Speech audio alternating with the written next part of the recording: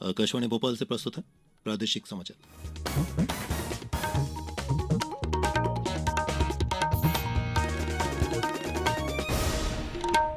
नमस्कार, समाचारों के साथ मैं प्रशांत सेंगर।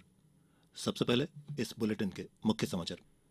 प्रधानमंत्री नरेंद्र मोदी ने उत्तराखंड में सिलक्यारा सुरंग में फंसे 41 श्रमिकों को सुरक्षित निकालने के लिए बचाव अभियान की प्रशंसा की। प्रदेश में मतगणना की तैयारियां अंतिम चरण में। मुख्य निर्वाचन पदाधिकारी अनुपम राजन ने ग्वालियर का लिया जायजा। केंद्रीय मंत्रिमंडल ने फास्ट ट्रैक विशेष अदालत को और 3 वर्ष जारी रखने को दी मंजूरी।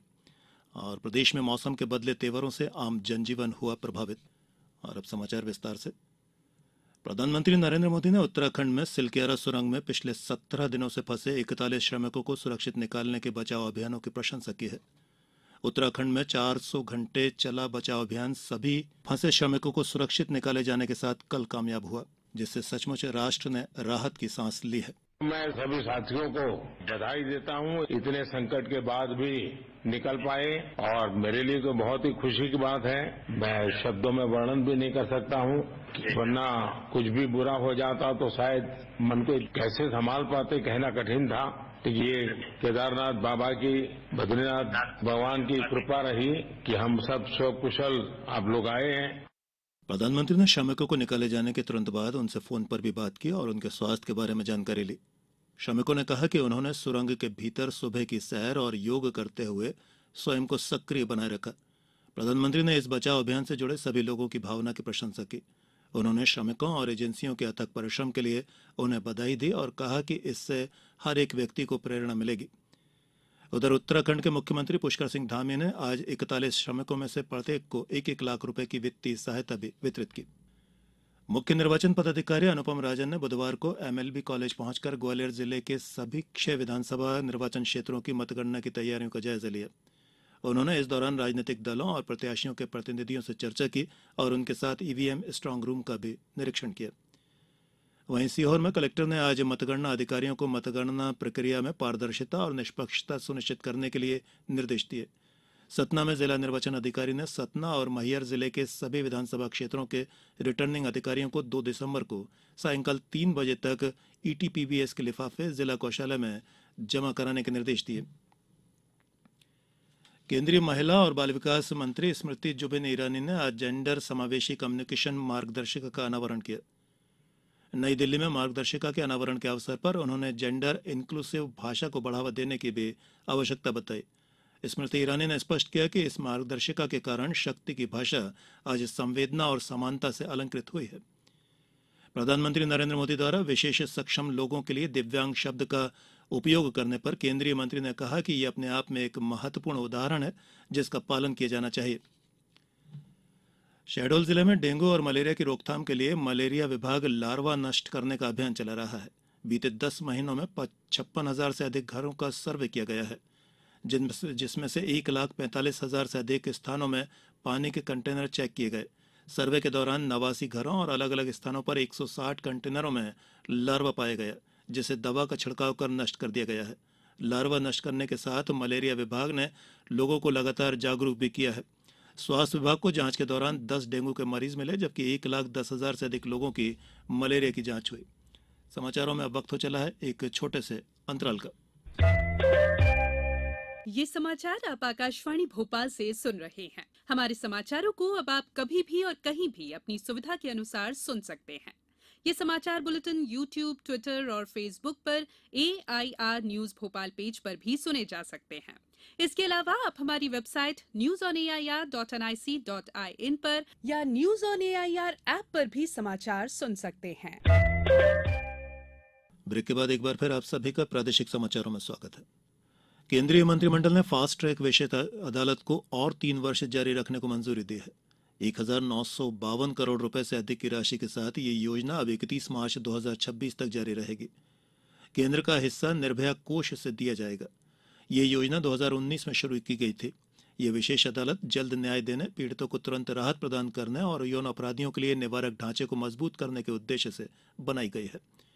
सरकार ने प्रधानमंत्री गरीब कल्याण अन्न योजना भी 1 जनवरी 2024 से और 5 साल के लिए बढ़ा दी है। केंद्रीय मंत्रिमंडल ने महिला स्वयं सहायता समूहों को ड्रोन उपलब्ध कराने की केंद्रीय योजना को भी स्वीकृति दी है। प्रधानमंत्री विश्व जलवायु शिखर सम्मेलन में भाग लेने के लिए कल 2 दिन की यात्रा पर दुबई के लिए रवाना होंगे। संयुक्त राष्ट्र जलवायु परिवर्तन घोषणा से जुड़े पक्षों का उच्च स्तरीय 28वां सम्मेलन कॉप 28 नवंबर से 12 दिसंबर तक आयोजित किया जा रहा है। ये आयोजन संयुक्त अरब अमीरात की अध्यक्षता में हो रहा है। प्रधानमंत्री अपनी यात्रा के दौरान शिखर सम्मेलन में भाग लेने आए विश्व के कुछ नेताओं के साथ द्विपक्षीय बैठक भी करेंगे। और अब बात मौसम की करते हैं। प्रदेश में बीते कुछ दिनों में मौसम के बदले हुए तेवर हैं। रुक रुक कर हो रही बारिश, कोहरे और धुंध ने आम जनजीवन को प्रभावित किया है। भोपाल और इंदौर सहित सभी शहरों का यही हाल है। जबलपुर में बारिश और बादलों के चलते दिन का पारा 2 दिन में 8 डिग्री कम हुआ है। लोग यहां ठंड से ठिठुरते भी नजर आए। सीहोर जिले में पिछले 2 दिनों से मौसम में आए बदलाव के चलते आज भी सुबह से रुक रुक कर बारिश का दौर जारी है। मुरैना में आज सुबह घना कोहरा छाने के कारण दैनिक जनजीवन पर असर हुआ है। यहां बीते 3 दिन में उच्चतम तापमान 3 डिग्री गिर गया है। यहां ग्रामीण क्षेत्रों में सर्दी से बचने के लिए लोगों ने अलाव का सहारा लेना भी शुरू कर दिया है। छतरपुर में मौसम में आए अचानक परिवर्तन और शीतलहर के कारण स्कूलों के समय में परिवर्तन किया गया है। अनूपपुर जिले में भी नर्सरी से कक्षा 8वीं तक के सभी शैक्षणिक संस्थाएं प्रातः 9 बजे से पहले संचालित नहीं होंगी। नीति आयोग के मुख्य कार्यकारी अधिकारी BRV सुब्रमण्यम ने कहा है कि शिक्षा क्षेत्र में प्रौद्योगिकी की महत्वपूर्ण भूमिका है और देश को शिक्षा तथा प्रौद्योगिकी को सशक्त बनाना होगा। उन्होंने आज नई दिल्ली में उच्च शिक्षा शिखर सम्मेलन को संबोधित करते हुए ये बात कही। श्री सुब्रमण्यम ने कहा कि निकट भविष्य में कृत्रिम बुद्धिमत्ता का शिक्षा प्रणाली पर बहुत बड़ा प्रभाव होगा। उन्होंने सामाजिक विज्ञान के क्षेत्र में अनुसंधान की आवश्यकता का भी उल्लेख किया। इच्छुक छात्रों को नीति आयोग की तरफ से हर प्रकार की सहायता देने का उन्होंने भरोसा दिलाया। और अब इस बुलेटिन के कुछ समाचार संक्षिप्त में। पद्म भूषण डॉक्टर सुधा मूर्ति ने आज भोपाल स्थित मध्य प्रदेश जनजातीय संग्रहालय का भ्रमण किया। उन्होंने आदिगुरु शंकर सांस्कृतिक एकता न्यास द्वारा ओंकारेश्वर में प्रस्तावित एकात्म धाम की योजना का अवलोकन और फिल्म का प्रदर्शन भी देखा। सिंगरौली में नॉर्दर्न कोलफील्ड्स लिमिटेड कंपनी के 39वें स्थापना दिवस के अवसर पर केंद्रीय कार्यक्रम का आयोजन किया गया। शहडोल जिले में हाथी मानव द्वंद्व रोकने और वन अपराधों की विवेचना को लेकर केशवाही में 2 दिवसीय कार्यशाला का आयोजन किया गया।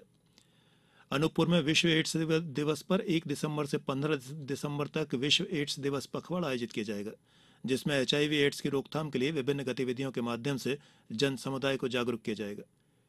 तुलसी मानस प्रतिष्ठान भोपाल में पंडित गोरेलाल जी शुक्ल की स्मृति में कल से 2 दिसंबर तक समारोह आयोजित किया जा रहा है। भारतीय सूचना सेवा के सेवानिवृत्त अधिकारी दिलीप कुमार घोष का कल नई दिल्ली में निधन हो गया। उन्होंने आकाशवाणी में संयुक्त निदेशक के पद पर कार्य किया था। खंडवा में आयोजित राज्य स्तरीय कुंफू प्रतियोगिता में सीहोर जिले को 3रा स्थान प्राप्त हुआ है। और अनूपपुर जिले के थाना अंतर्गत लपटा में एक यात्री वाहन घने कोहरे के कारण ट्रक से टकरा गया, जिससे 3 यात्रियों की घटनास्थल पर ही मृत्यु हो गई। वहीं 5 अन्य गंभीर रूप से घायल बताए गए हैं। और अंत में इस बुलेटिन के मुख्य समाचार एक बार फिर।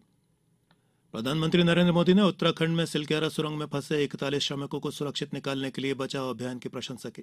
प्रदेश में मतगणना की तैयारियां अंतिम चरण में। मुख्य निर्वाचन पदाधिकारी अनुपम राजन ने ग्वालियर का लिया जायजा।